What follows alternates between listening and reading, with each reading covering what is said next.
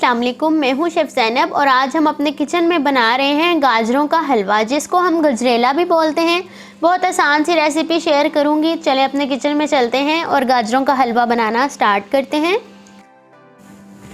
गजरेला बनाने के लिए यानी कि दूध और गाजर का हलवा बनाने के लिए यहाँ पर मैंने 5 किलो दूध का इस्तेमाल किया है।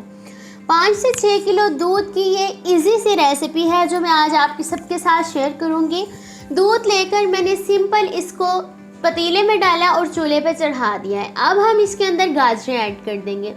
1 किलो गाजर का मैंने इस्तेमाल किया है। गाजर लेकर हमने उसको अच्छी तरह से धोकर छील लेना है, उसका छिलका उतार कर उसको कद्दूकश कर लेना है। अगर आपको ज़्यादा गाजरों वाला पसंद नहीं है तो आप 3 पाव भी कर सकते हैं।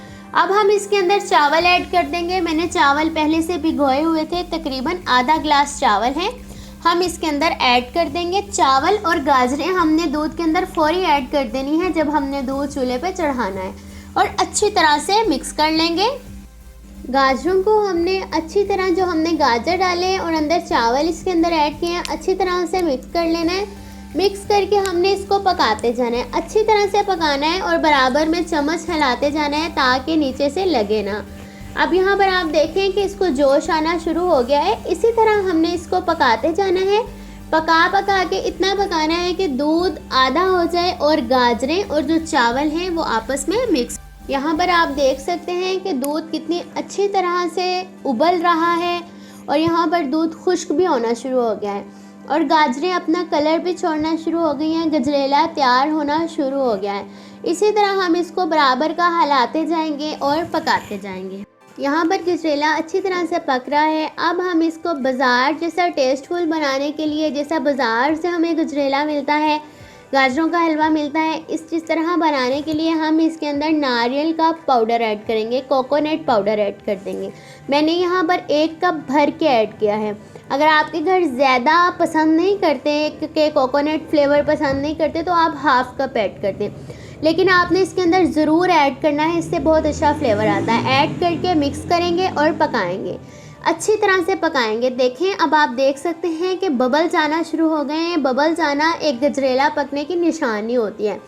ये हमारा अच्छी तरह से गजरेला पकना शुरू हो गया है। अब हम इसको यकजान कर लेंगे। अब आप सोच रहे होंगे कि आप ही ने हमें आज फीका गजरेला खिलाना है, अंदर कोई चीनी वगैरह ऐड नहीं करनी। तो चलें आगे चलते हैं, देखते जाएं मैं कब इसके अंदर चीनी ऐड करती हूँ और चीनी ऐड करती हूँ या आपको फीका गजरेला खिलाऊँगी आज मैं। जी तो जनाब, मेरा कोई इरादा नहीं है आपको फीका गजरेला खिलाने का। अब यहाँ पर हम इसके अंदर चीनी ऐड करेंगे। चीनी कुछ लोग शुरू में ही ऐड कर देते हैं। चीनी शुरू में बिल्कुल भी ऐड नहीं करनी चाहिए, इससे गजरेले की रंगत ख़राब हो जाती है। हम इसके अंदर तकरीबन 1 कप भर के चीनी ऐड करेंगे। अगर आपके घर मीठा कम पसंद किया जाता है तो हाफ़ कप कर लें। अगर कोई शुगर मरीज़ है तो आप उसकी जगह, चीनी की जगह शक्कर भी इस्तेमाल कर सकते हैं। तो ये आप देख सकते हैं कि झटपट में हमारा मज़ेदार सा गजरेला बन के रेडी हो गया है। कितना खूबसूरत कलर आया है, तो देखें कितना खूबसूरत लग रहा है ना देखने में। अगर आपको मेरी ये रेसिपी पसंद आई है तो आपने ज़रूर इसको ट्राई करना है और इसकी पिक्चर बाद में बनाकर मेरे साथ ज़रूर शेयर करनी है। अब हम इसको डिश आउट कर लेते हैं। जी तो जनाब, अगर आपको मेरी ये रेसिपी पसंद आई है तो आपने इसको फ्रेंड्स फैमिली में ज़रूर शेयर करना है। और झटपट में ये हमारा गजरेला बन के रेडी हो गया है।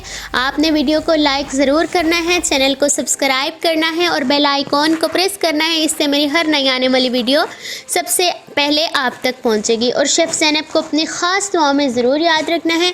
अगर आपको इसके ऊपर कोई ड्राई फ्रूट पसंद है आप ऊपर डाल लें, अंदर मिक्स कर लें, आपकी मर्ज़ी है। अल्लाह हाफिज़।